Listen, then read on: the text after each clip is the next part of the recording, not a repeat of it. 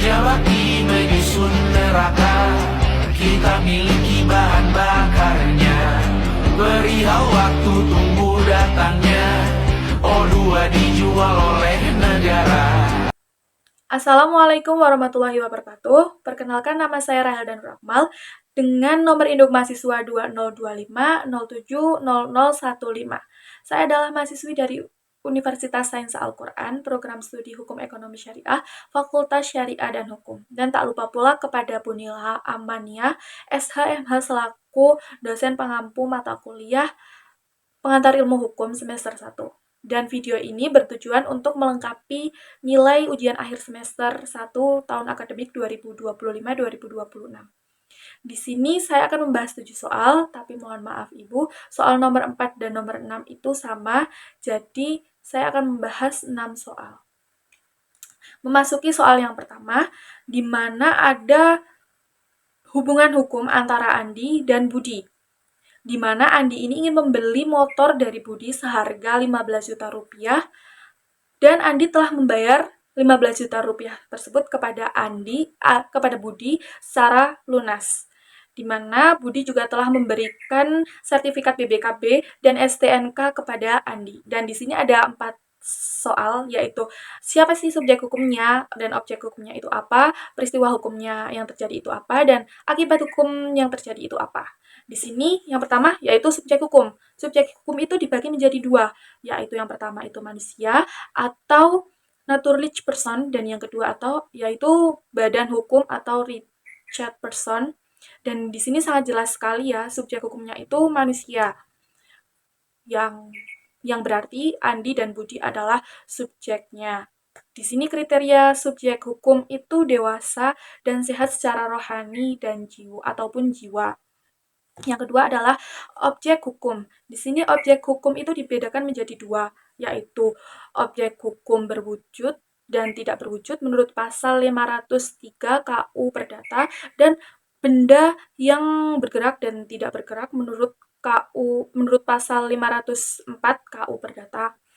Yang jelas juga objek itu adalah suatu benda ataupun hak yang bernilai ekonomis. Jadi di sini benda yang bernilai ekonomis itu adalah yang diperjualbelikan itu adalah sepeda motor. Jadi sepeda motornya itu adalah objek hukum yang berwujud dan bergerak dan bernilai ekonomis. Dan kemudian yang ketiga, peristiwa hukum. Apa sih peristiwa hukum itu? Peristiwa hukum itu adalah suatu peristiwa ataupun kejadian yang mengakibatkan akibat hukum. Jadi peristiwa hukumnya itu adalah proses jual beli, yaitu si Andi membeli sepeda motor dari Budi dan si Budi menjual kepada Andi. Jadi peristiwa hukumnya itu adalah jual beli. Kemudian yang keempat itu akibat hukum. Nah, yang bersumber dari peristiwa hukum. Akibat dari jual beli itu yaitu mengakibatkan terjadinya suatu hak dan kewajiban, dan masing-masing dari subjek hukumnya itu si Andi dan si Budi memiliki hak dan kewajiban. Yang pertama, Andi itu memiliki kewajiban untuk membayar 15 juta rupiah kepada Budi dan memiliki hak yaitu sepeda motor tersebut karena sudah dibeli. Kemudian hak dan kewajiban dari Budi yaitu yang pertama, haknya itu Budi mendapatkan uang 15 juta dan kewajibannya memberikan motor tersebut dan sertifikat dari motor tersebut yaitu BPKB dan STNK. Dan setelah semuanya selesai atau berakhir hubungan hukumnya itu pun selesai. Memasuki soal yang kedua, mengapa sih kaidah hukum ini masih diperlukan? Sedangkan pada dasarnya di masyarakat ini sudah ada kaidah sosial yang mengatur seperti kaidah kesusilaan tentang sanubari kita, kaidah kesopanan tentang satu orang dengan orang yang lainnya sehingga terjadi saling menghormati, dan kaidah agama tentang kepercayaan setiap individu. Dan mengapa sih kaidah hukum ini itu masih perlu diperlukan?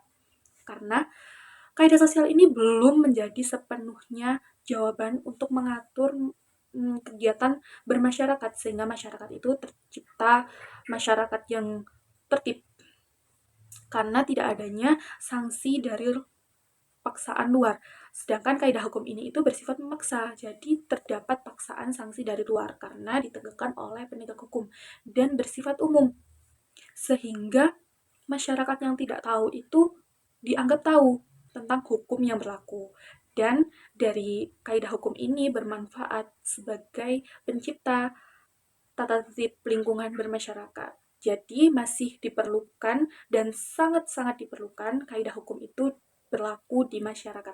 Soal yang ketiga, dalam sebuah kasus, biasanya putusan adil bagi korban ini menjadi kerugian kepastian hukum bagi pelaku.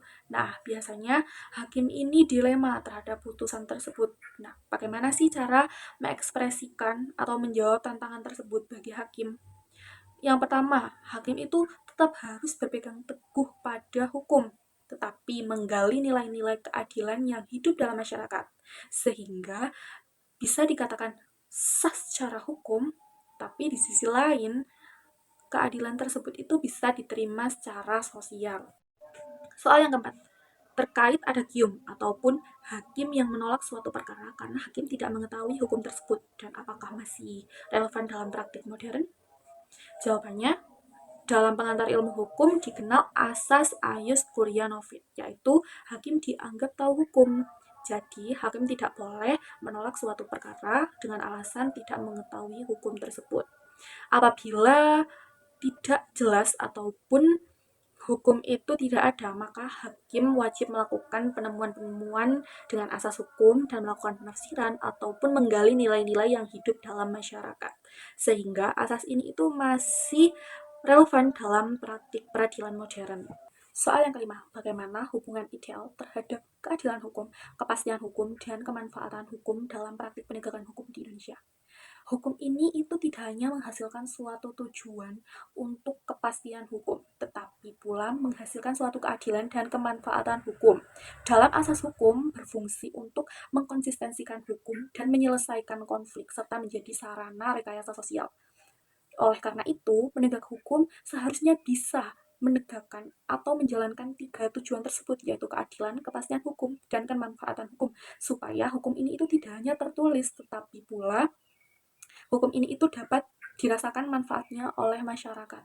Soal yang keenam maupun soal yang terakhir, apakah Indonesia bisa menerapkan sistem peradilan juri, dan apakah sistem peradilan juri ini memiliki suatu kelebihan dan kekurangan? Mari kita bahas. Sistem peradilan juri ini disebut juga dengan common law system, di mana juri yang menentukan suatu fakta dan hakim yang menentukan hukumannya. Tapi juri ini ditekankan dari partisipasi masyarakat yang memiliki sumber daya yang berkualitas. Sedangkan Indonesia menganut sistem civil law system, yaitu di mana hakim yang memproses dan menegakkan hukum sesuai dengan perundang-undangan. Apa sih kelebihan dan kekurangan dari sistem common law ini dalam Indonesia? Kelebihannya yang sangat jelas yaitu satu ini, masyarakat dapat turut andil berpartisipasi dalam menentukan fakta, sehingga masyarakat lebih merasa lega karena sistem penentuan fakta dari partisipasi masyarakat, tetapi memiliki kekurangan jika diterapkan di Indonesia. Mengapa? Karena masyarakat Indonesia kurang memiliki sumber daya yang berkualitas, dan di Indonesia ini beranut civil law system yang dimana ini adalah warisan dari kolonial Belanda dan berdasarkan pada peraturan perundang-undangan. Jadi apabila diterapkan di Indonesia memiliki kekurangan, yaitu tidak beranut terhadap pada undang-undang. Demikian yang hanya bisa saya sampaikan, kurang lebihnya saya mohon maaf. Wabillahi taufiq wal hidayah. Wassalamualaikum warahmatullahi wabarakatuh. Oh terima kasih